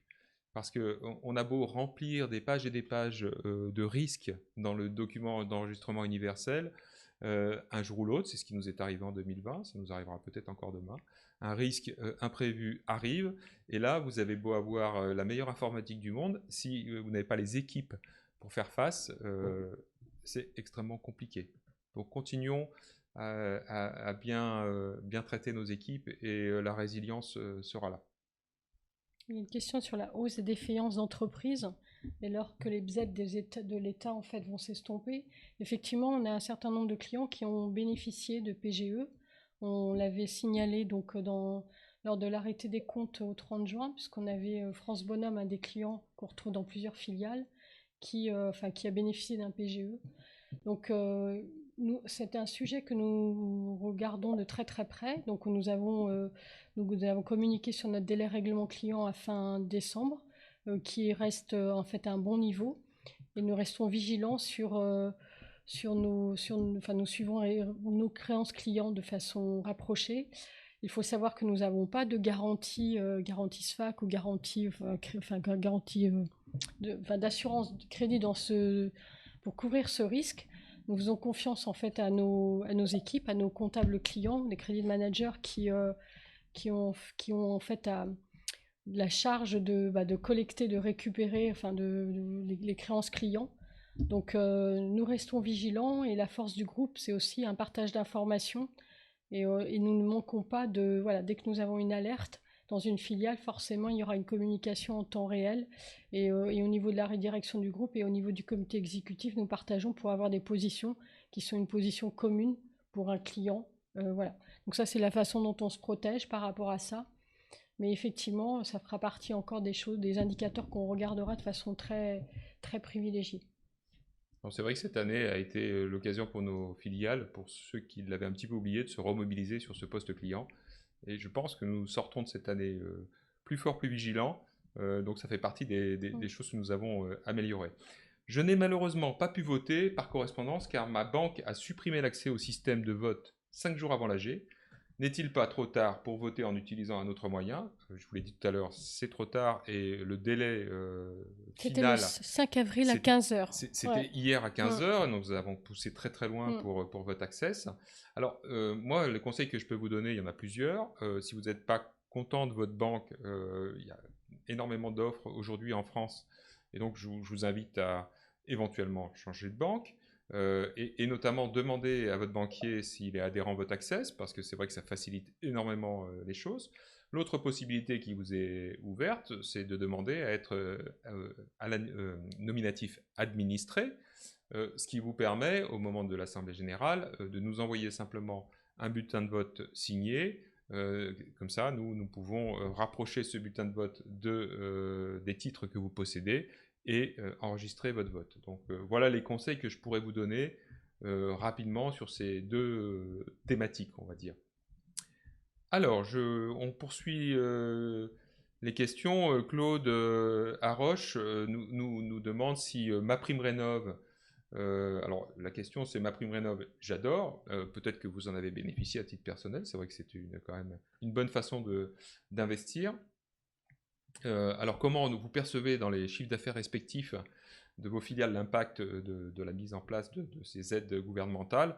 Je vous invite à regarder les résultats de Thermador en 2019, 2020 et les regarder précisément en 2021. C'est la filiale qui est clairement la plus impactée. Donc on va dire que les variations de chiffre d'affaires que vous observez chez Thermador, en dehors de leur grande capacité à convaincre les clients et à prendre des parts de marché, ces variations de chiffre d'affaires sont très liées aux bénéfices, entre guillemets, que nous pouvons avoir de ce genre de mesures. Alors, vous dites très justement, mais n'est-ce pas trop dangereux parce que ça a un effet montagne russe, ce type de mesures? C'est vrai, et c'est d'ailleurs pour ça que je souhaite que vous ne soyez pas trop inquiets. C'est pas l'intégralité du groupe qui bénéficie de ce genre de mesures, c'est essentiellement Thermador. Nous avons déjà connu ce phénomène par le passé. Et nous pensons cette fois que cette mesure d'accompagnement est vraiment une lame de fond, puisque le message est politique. Véritablement, les citoyens s'intéressent à l'environnement et demandent des comptes aux dirigeants politiques. Donc nous pensons que ces aides sont là quand même pour un moment et sont là pour durer, à minima 5 ans. Mais nous verrons comment ça évolue. Alors, on nous a demandé où en était le fonds de la Société Générale, s'il est encore présent capital. Je pense que c'était Salvepar, alors, mais Salvepar, il est parti depuis... Ça fait longtemps. Ça fait longtemps, 2008 je dirais. Et Salvepar s'appelle maintenant Tikeo. À ma connaissance, Tikeo n'est pas actionnaire du groupe Thermador. On les a rencontrés, mais on n'a pas eu ils n'ont pas pris de ligne d'action. À notre connaissance. À notre connaissance. Après, effectivement, ils peuvent être dans des fonds, mais on ne les voit pas. Alors, il y a des interventions qui ne sont pas des questions, mais des remerciements, des félicitations. Elles sont les bienvenues, hein, et il y a beaucoup de salariés qui... vous êtes 147 personnes là, sur ce webinaire et beaucoup de salariés sont présents. Donc ça leur fera plaisir parce qu'à chaque fois que Patricia et moi, nous recevons des félicitations de la part des actionnaires, nous disons toujours que c'est le résultat du travail de tout le monde. Le côté matières premières, ça je pense qu'on a, on a déjà répondu. Et après, il y avait donc une remarque sur pourquoi ne pas arrêter de distribuer le dividende pour renforcer nos fonds propres et permettre en fait des acquisitions ou proposer un dividende en action. Donc le dividende en action, on l'a proposé à un certain moment, c'est quand il y avait une taxe en fait sur le dividende à 3%. Donc mécaniquement, nous avions proposé ce dividende en action. On est monté jusqu'à 32% des actionnaires qui demandaient en fait à avoir des dividendes payés en actions. Et depuis la disparition de cette taxe cette taxe de 3%, nous avons arrêté en fait de proposer le dividende en action et nous payons le dividende en cash. Après, sur la partie fonds propres... Alors, pourquoi est-ce que nous payons le dividende en cash? Parce que certains de nos actionnaires, et pas des moindres, et notamment les fondateurs du groupe, souhaitent que les dividendes soient payés en cash. Donc, c'est important aussi de les écouter. Sur les fonds propres. Et il y a aussi le fait que si... pardon, je termine sur je termine sur les dividendes en action. Quand vous payez le dividende en action, vous créez des actions. Et donc, vous diluez. L'actionnaire qui touche le dividende en cash sera pénalisé de cette dilution. Donc, nous pensons que si nous présentons une résolution dans ce sens-là, il y aura suffisamment d'actionnaires insatisfaits pour que la résolution soit fortement challengée, ce qui n'était pas le cas quand il y avait l'intérêt fiscal. Voilà, j'ai terminé sur cette idée, qui n'est pas une mauvaise idée. De gonfler nos fonds propres, enfin de sécuriser nos fonds propres oui. en ne distribuant pas. Alors après, nos fonds propres sont relativement quand même importants. Voilà, et quelque part notre capacité, sur notre capacité sur la partie croissance externe, elle n'est pas limitée par des moyens financiers, elle est plutôt, en fait, on recherche un certain nombre de cibles avec des critères très précis, et la partie fonds propres, elle ne freine pas cela. Après, on a toujours, c'est ce qu'on a fait depuis depuis 2015, toutes les acquisitions finalement ont été financées par emprunt, avec des taux bas, donc des taux fixes sur des durées courtes, 5 ans. Donc c'est relativement... en fait, finalement, les emprunts couvrent l'intégration finalement de la société et indirectement, il va y avoir distribution de dividendes de la part de la filiale qui nous a rejointes, par exemple, et mécaniquement, ça peut permettre de rembourser les emprunts. Donc la partie consolidation de fonds propres, on n'en a pas forcément besoin pour la partie croissance externe. Mais ça pourrait être le cas, mais pour l'instant, on n'en a pas besoin. Oui, je reviens simplement sur un sujet. Vous l'avez vu dans les chiffres présentés par Patricia, quand vous faites la somme du cash plus les dettes, vous arrivez à 0. Donc le taux d'endettement du groupe est 0 pour des fonds propres qui sont à 225 millions. Donc je renforce ce que Patricia a dit, ce n'est pas une problématique de financement aujourd'hui. Les banques sont prêtes à nous prêter sans aucun problème. C'est simplement une problématique de ressources, puisque nous ne souhaitons pas faire des acquisitions sans pouvoir bien maîtriser les choses, et une problématique d'opportunité à partir de 2022. Alors, quels sont les pays cibles à l'international? Lionel en a parlé, donc je ne vais pas revenir sur ce qu'il a dit, puisqu'on va éviter les répétitions. Est-ce que vous êtes déjà en négociation? Non. Quels sont les ratios que vous regardez? Tous les ratios. Je peux vous dire que les due diligence que nous diligentons pour les sociétés cibles sont extrêmement précises et nous regardons très précisément tous les chiffres, mais pas uniquement les chiffres, également tous les aspects extra-financiers, puisque... Et la partie synergie. Voilà, les synergies, donc on est aussi dans le qualitatif. Alors, quel est le volume montant attribué au rachat d'actions en pourcentage du flottant? Donc c'est vrai qu'on a fixé dans la résolution numéro 13, nous avons fixé le cours maximum à 91 €, mais nous n'avons pas parlé en fait de volume. Il est vrai que ça fait partie des améliorations dans la rédaction de cette résolution. On n'a pas forcément une idée du volume pour l'instant. On détient 1200 actions de Thermador Group. Donc on a racheté 1200 actions, mais ça c'était en 2016. Et pour l'instant, on détient encore ces actions. Donc c'est vraiment des petits montants. Mais via la résolution numéro 14, déjà on aura un complément d'actions à racheter, puisque nous avions mentionné le montant de 3000 actions. Nous ne ferons pas d'opération déraisonnable sans vous en parler. Rassurez-vous, chers actionnaires, ce n'est pas du tout notre intention, mais ça méritera plus de précision l'année prochaine. Toc. Alors des family office ou des particuliers, alors les family office à l'origine, mais il faudrait qu'on donne la parole en temps réel à Thorsten. Le fonds qui détient, qui est le premier actionnaire du groupe, était un family office, mais maintenant il y a beaucoup de familles, hein, plus de mémoire, il l'a dit tout à l'heure d'ailleurs, 250 familles qui sont dans ce fonds. Nous avons quelques family office, quelques particuliers. Bon, je ne pense pas que c'est un impact sur cette réponse. Ce jour avec une baisse de 4,8%, oui, donc ça c'est... Je n'ai pas d'explication à amener et je ne vais pas amener d'explication tous les jours avec les hausses et les baisses. Je pense que ce serait malvenu. Alors, la crise du Covid vous a-t-elle incité à augmenter la part des fournisseurs européens pour éviter des ruptures d'approvisionnement ou des délais d'acheminement rallongés? Alors, nous avons une part qui provient d'Italie qui est de 34%, donc une part importante qui s'est un petit peu renforcée cette année.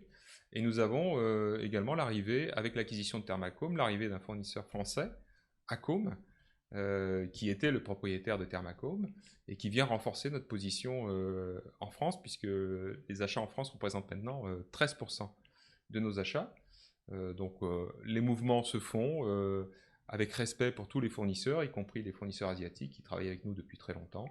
Donc pas de mouvements brutaux, un équilibre qui se fait d'année après année. En fait, j'avais regardé entre l'Espagne, l'Allemagne, la France et l'Italie. On est à 59% de nos achats qui sont faits avec ces 4 pays européens.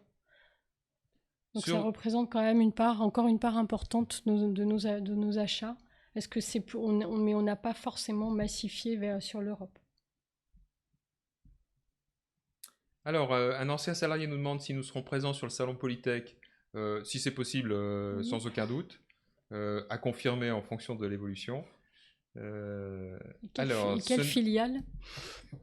Polytech, c'est Spheraco, sectoriel, ouais. éventuellement peut-être Jetly également, pour la partie haut. nous verrons, mais si c'est possible, je pense qu'on sera très content de participer à des salons physiques.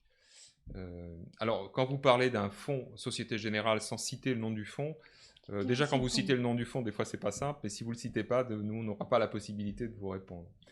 Il y a une baisse régulière de la productivité fonds propres sur chiffre d'affaires. Ouais, productivité, baisse régulière. Alors là, vous rejoignez le sujet ROCE, ROCE. Pourriez-vous, à l'occasion, préciser si ce sont des frais administratifs, commerciaux ou logistiques? Alors, la dégradation sur 10 ans de ces ratios dans le groupe Thermador est plutôt la conséquence des acquisitions que nous avons faites sur ces 10 années, puisque les sociétés nouvelles qui nous ont rejointes, ces sociétés-là, pour une part, n'avaient pas des ratios aussi forts que les ratios consolidés du groupe. Donc ça prendra du temps, c'est pas un objectif qu'on leur fixe pour l'année prochaine, mais on leur donne des éléments de comparaison de manière à ce qu'eux aussi progressent à l'avenir sur ces ratios. Donc l'explication que je vous amène aujourd'hui, c'est plutôt lié à ça, plutôt qu'à une dégradation. D'ailleurs, si vous regardez filiale par filiale, vous voyez que des filiales historiques comme Thermador, Spheraco, Jetly, mais également Safeco, sectoriel, ont des ratios qui ne se dégradent pas, au contraire. Si vos gros actionnaires veulent du cash, non, je n'ai pas dit tous, hein, certains, merci de votre réponse. Après, je préfère la rentabilité au taux du jour. Oui, alors rien ne vous empêche, cher monsieur, quand vous touchez votre cash, de réinvestir en actions. Si vous avez bien négocié vos frais de transaction auprès de votre intermédiaire financier, finalement, l'opération est relativement indolore. Donc, vous pouvez très bien réinvestir vos titres, votre cash en actions sur le marché. Certains le font, d'ailleurs, on le fait au sein du FCPE, c'est pas nous qui le faisons, c'est MCIC Épargne Salariale qui s'occupe de ça, et vous voyez sur une très longue période, le rendement global de dividende réinvesti qui est un rendement qui est bien supérieur à 15% annuel, ce qui est une excellente performance. Merci pour votre rapport annuel, toujours aussi complet, votre attention portée à vos parties prenantes, personnel, actionnaires. Donc c'est un remerciement, ça fait toujours plaisir. Je suis un heureux actionnaire depuis un peu moins d'un an. Est-il possible, post-Covid, de visiter certains de vos sites? Alors, oui, nous l'avons fait, et notamment avec des actionnaires parisiens. Avec plaisir, nous pourrons éventuellement réorganiser ce genre de manifestation physique. D'ailleurs, ça peut rejoindre l'idée qui a été proposée précédemment, de se voir physiquement dans un lieu. Tant qu'à faire, si on devait le faire, pourquoi pas à l'intérieur du groupe, parce que c'est vrai que depuis quelques années, nous avons investi dans des nouveaux bâtiments. Et nous continuons d'investir dans des nouveaux bâtiments. Patricia met régulièrement son casque de chantier et nous continuons d'investir. D'ailleurs, c'est une question qui ne nous a pas été posée ce soir, mais sur les investissements. Ouais. Les investissements ont été ils ont été 10,6 millions l'année dernière de mémoire et seront sans doute en 2021 de l'ordre de 11 millions, donc on continue à investir. On avait eu 7,3 millions sur la partie immobilière et sur l'année en 2020 et 2021, donc on parlait de déménagement de FG Inox, mais on a le déménagement de notre filiale Aelo et Accélère.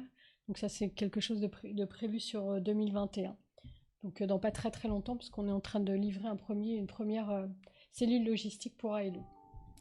Alors, écoutez, on a répondu à toutes les questions qui nous sont apparues sur le chat en temps réel. Il est 18h38, donc notre assemblée générale a duré 1h40, nous vous remercions, vous êtes encore 140 connectés, donc c'est vraiment un signal fort pour nous, parce que pour rester sur un webinaire pendant 1h40, ça montre votre implication, votre motivation, donc merci beaucoup.